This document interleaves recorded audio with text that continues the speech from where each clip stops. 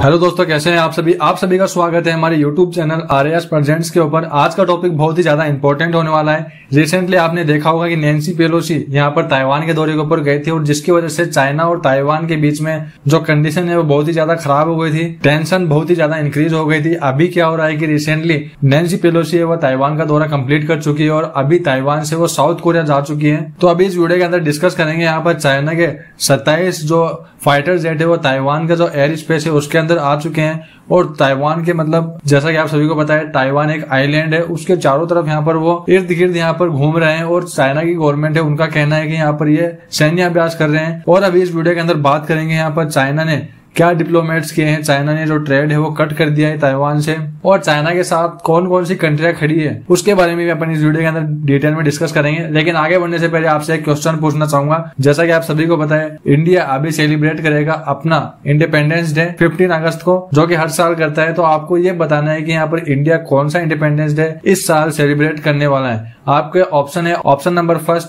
76, second 77, third 75 या फिर fourth 74। तो आपको इसका आंसर देना है कमेंट बॉक्स के अंदर। मैं आपको इसका आंसर दूंगा वीडियो के अंत में। जैसा कि आप सभी को पता है, नैन्सी पेलोसी ने अपने दौरे के लिए जब अनाउंसमेंट की थी कि वो चाइना के पास में जो ताइवान है, जिसको चाइना अपना ही पार्ट बताता है, और यहाँ पर यूएसए भी चाइना और जो ताइवान है उनको वन चाइना पॉलिसी के अंदर मानते हैं, इंडिया भी मानता है।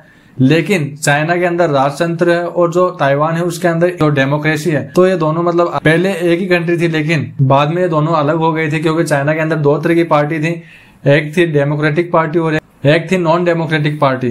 तो यहाँ पर जो डेमोक्रेटिक पार्टी थी वो चाहती थी कि यहाँ पर कंट्री के अंदर लोगों को थोड़े अधिकार दिए जाए, यहाँ पर डेमोक्रेसी रहे, राजतंत्र ना रहे, लोगों का राज है, इलेक्शन हो नॉर्मल, मतलब किसी भी मंत्री को चुनने के लिए। लेकिन जो नॉन डेमोक्रेटिक पार्टी थी वो चाहती थी कि यहाँ पर राजतंत्र ही रहे, यहाँ पर एक ही राजा रहे। तो उसी वजह से यहाँ पर जो नेशनलिस्ट पार्टी के लोग थे वो यहाँ पर इस टापू पे आकर रहने लगे और उसके बाद में इसको यहाँ पर ताइवान कंट्री घोषित कर दिया एट द इंटरनेशनल लेवल। और तब से लेकर आज तक यहाँ पर ताइवान ही है और यहाँ पर डेमोक्रेसी है। लेकिन ताइवान के ऊपर यहाँ पर जो चाइना है वो अपना सामंजस्य बताता है कि यहाँ पर वो चाइना का ही पार्ट है और यहाँ पर कब्जाने के चक्कर के अंदर चाइना रहता है ताइवान को। जैसा कि आप सभी को पता है, जब नैन्सी पेलोसी यहाँ पर ताइवान के दौरे के ऊपर जा रही थी तो यहाँ पर चाइना की तरफ से धमकी आई कि यहाँ पर यूएस से आग से खेलने का काम कर रहा है। अगर यूएसए ऐसे काम करेगा तो यहाँ पर यूएसए को इसका नतीजा भुगतना पड़ेगा। और यहाँ तक कि उन्होंने नैन्सी पेलोसी के प्लान को लेकर भी ये मतलब धमकी दी थी कि यहाँ पर नैन्सी पेलोसी अगर ताइवान के दौरे के ऊपर आती है तो उनके जो प्लान है उसको यहाँ पर हम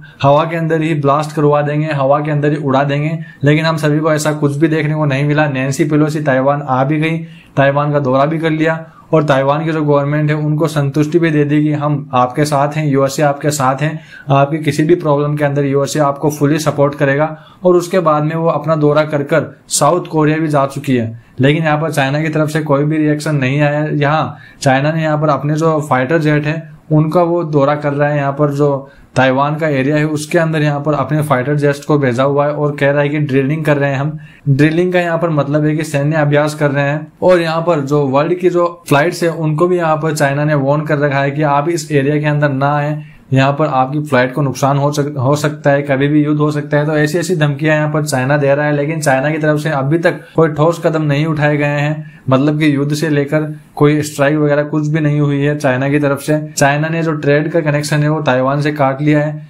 लगभग 500 से 600 तरह की फूड आइटम है यहाँ पर चाइना ने अपनी कंट्री के अंदर आने से मना कर दिया है। ट्रेड जो चाइना इंपोर्ट करता था उनको बंद कर दिया है फ्रॉम ताइवान। और यूएसए की बात करें तो यहाँ पर यूएसए ने एज ए लीडर की तरफ परफॉर्म किया।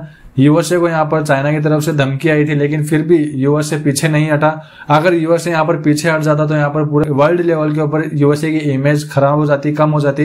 तो यहाँ पर पूरे वर्ल्ड में ये बातें बन सकती थी कि यूएसए अपने आप को बहुत ही बड़ी और बहुत ही ताकतवर कंट्री प्रेजेंट करता है एट द इंटरनेशनल लेवल। लेकिन जब चाइना ने यूएसए को धमकी दी तब यूएसए चाइना से डर गया और अब नैन्सी पेलोसी को नहीं भेजा। ऐसी बातें बन सकती थी और इसी को लेकर यहाँ पर यूएसए ने ये कदम उठाया और नैन्सी पेलोसी को यहाँ पर भेजा और यहाँ पर अपने आप को साबित किया एट द इंटरनेशनल लेवल कि यहाँ पर यूएसए पीछे नहीं हटाया चाइना से। लेकिन चाइना ने इसके रिएक्शन में कुछ भी नहीं कहा, बस वो अपने अखबार में, अपने न्यूज़पेपर्स में, अपने न्यूज चैनल्स पर बता रहे हैं कि यूएसए ने सही नहीं किया, हम इसके विरोध में हैं, इसके अगेंस्ट हम स्टेप्स लेंगे। तो ऐसा अभी तक चल रहा है यहाँ पर। अभी बात करते हैं कि यहाँ पर चाइना के सपोर्ट में कौन कौन सी कंट्री है। उन्होंने बोला है कि यहाँ पर यूएसए की जो एक्टिविटी है इन ताइवान वो सही नहीं थी। इसके अंदर सबसे पहले ऑफकोर्स पाकिस्तान तो यहाँ पर चाइना का साथ देना ही था, क्योंकि चाइना के ऊपर डिपेंडेंट बहुत ज्यादा है पाकिस्तान, तो यहाँ पर पाकिस्तान ने चाइना का साथ दिया इस केस के अंदर। सेकंड थिंग, नॉर्थ कोरिया जो कि यहाँ पर यूएसए को आए दिन धमकी देता है न्यूक्लियर बम की ब्लास्ट कर देंगे वहां पर, ऑफकोर्स ये भी यहाँ पर चाइना के साथ था। थर्ड कंट्री है यहाँ पर रशिया, ऑफकोर्स रशिया भी होगा ही, वो भी यहाँ पर यूएसए के अगेंस्ट है। और इसी के अंदर यहाँ पर हांगकांग है, ईरान है और सीरिया भी है, जो कि यहाँ पर चाइना के सपोर्ट के अंदर खड़े हुए थे।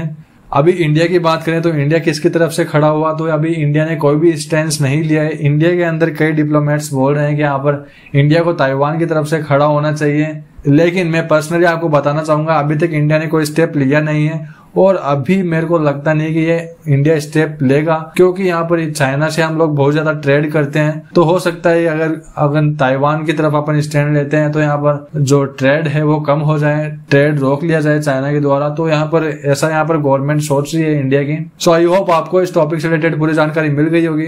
अभी वापस आते हैं अपने क्वेश्चन की तरफ। क्वेश्चन यह था कि इंडिया इस बार कौन सा इंडिपेंडेंस डे सेलिब्रेट करेगा, तो इसका राइट आंसर है option number first, 76th independence day. So I hope आपको इन टॉपिक से रिलेटेड पूरी जानकारी मिल गई होगी। और भी कोई नई अपडेट आएगी तो मैं आपके साथ शेयर जरूर करूंगा।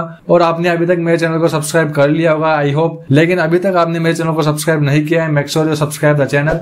जो लाल वाला आइकन है, लाल बटन है सब्सक्राइब का, उसको दबा दें, और जो बेल नोटिफिकेशन आइकन है उसको भी दबा दें, ताकि फ्यूचर के अंदर जब भी मैं आपके लिए ऐसी एजुकेशनल वीडियोस अपलोड करूं तो आपके पास उसकी नोटिफिकेशन सबसे पहले आए और आप अपनी जो लिमिटेशन ऑफ नॉलेज है उसको इंक्रीज कर पाएं।